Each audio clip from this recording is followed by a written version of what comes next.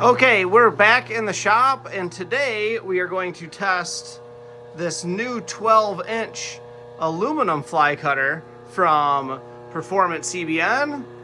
Okay, and I have all the math here for all you guys, so you can see what RPMs this thing's supposed to go at.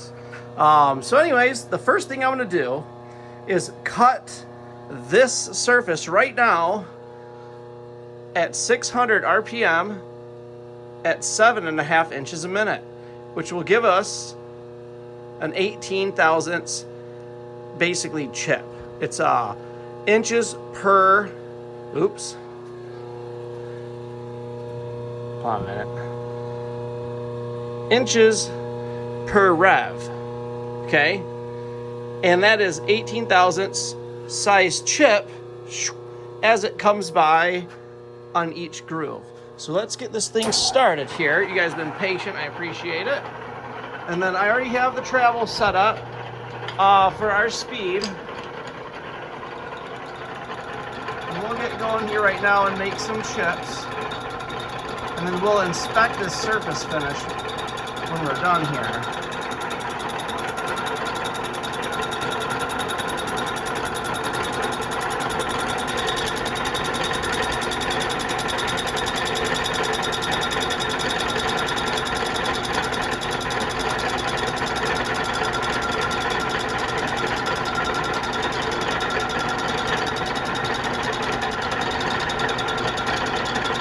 I accidentally turned the camera off there.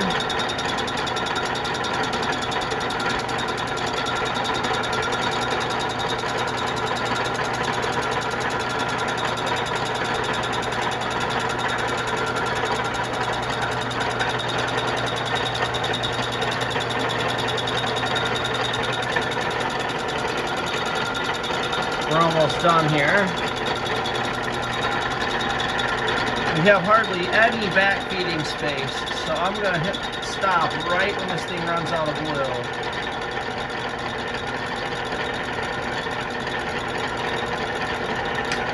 Bam. Yeah, it almost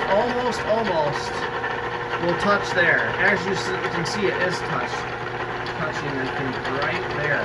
So there's not a lot of room. I can make the thing not back feed by kiltering this way ever so slightly. But let's take a quick look at this. It made an awesome finish, but I did some tests with this earlier, and if I ramp it up to a higher RPM, it does make a better finish, I think. Okay, so let's get real close, and you can see some machining marks. Okay, but we really need to do like a reflective Sharpie test. So that's what I'm gonna do here. Give me just a second. Here's my boring bar. Oh, there's the fly cutter head to that, which I've been working on. All right, so what we're gonna do is the Sharpie test. And that is setting a Sharpie right here and seeing how much of a reflection you can get off of this thing. See that? Sharpie, but it's kind of dull. I don't know. Let's see if we can get a better spot. It's not, we don't have a lot of aluminum to choose from here.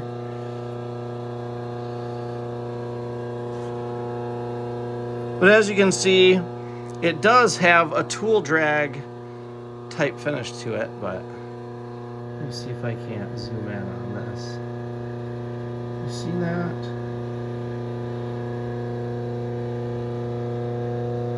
See now if you can see some the aluminum pins. They're definitely shinier than the cast aluminum on this, so that can be a contributing factor. Okay, so we will be getting this profilometer tested.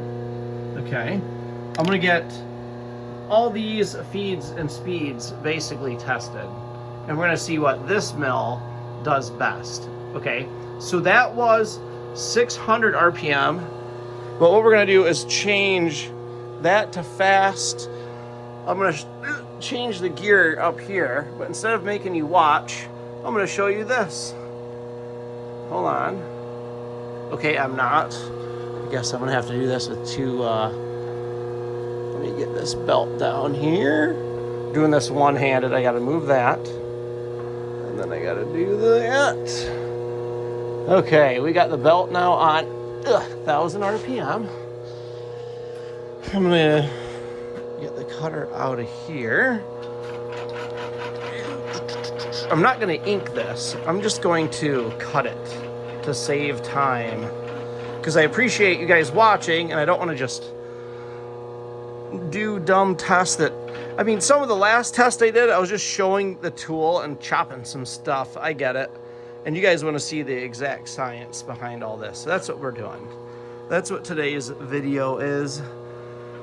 Let's get this tool to touch off. All right, we are touched off. All right. I'm just gonna have to do this. Unlock the table. This is always fun to do with a camera in my hand. Let me just set this here. Well, that's blocking me, so I'm gonna have to do this almost without you guys. I can't do it by looking at it on the screen. That's my 0. Hold on. Sorry, I'm probably making you guys bored. Okay, we're just touched off right there. See that itty bitty scratch? Okay, so I'm gonna lock I'm not gonna lock my table. I gotta add 3 thousandths, which right here, somewhere right in there. You guys got to see that, and I couldn't even, my camera was in my way, so I think that's right around 3 thousandths. Give or take 1. Let's get her in here. All right, so here we go. 1,000 RPM. So that's a little bit faster than before. And we have to travel slower than 18, but pretty much 18 or slower, okay? Don't quote, we'll get into these later.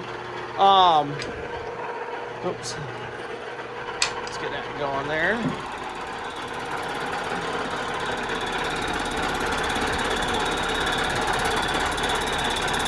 That might be more like a 5 thou depth of cut. It is spitting them for sure. Almost terrifying.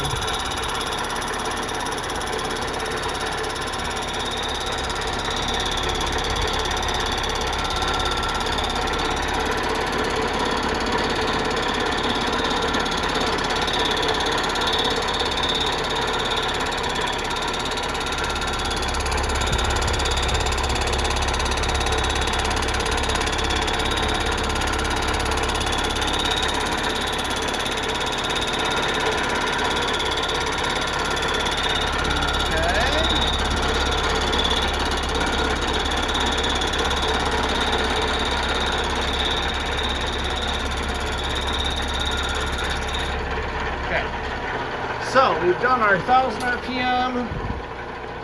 They had a pretty big chip load compared to, you know, I freehanded that on the old Z-axis there. And when you lock these, it will tighten everything up, and you can take out a little bit more, or you can move the table a little bit more than you thought you did. So that was a pretty big, heavy-duty cut, but that's probably a good test for it. Let me turn off the phase converter so we can hear. All right. Okay, so where did I put the Sharpie? See if we have any difference. We have a little bit more of a shininess, I think, but we have some streaking. Let me pull this out even more.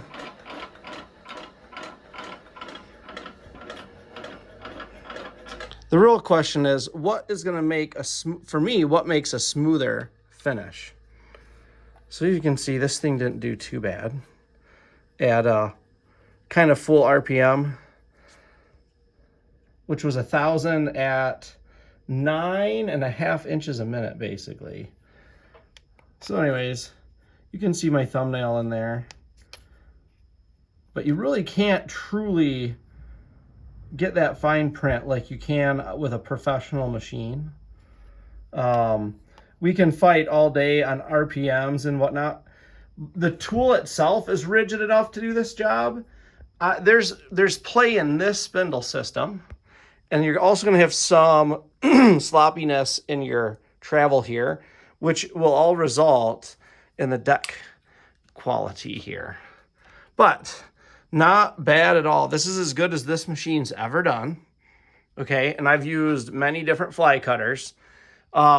We figured out that it's something small like this, you're going to want a 3/8 round, okay? And it's going to have to make it makes a smaller chip, which is smaller pressure on the spindle in essence.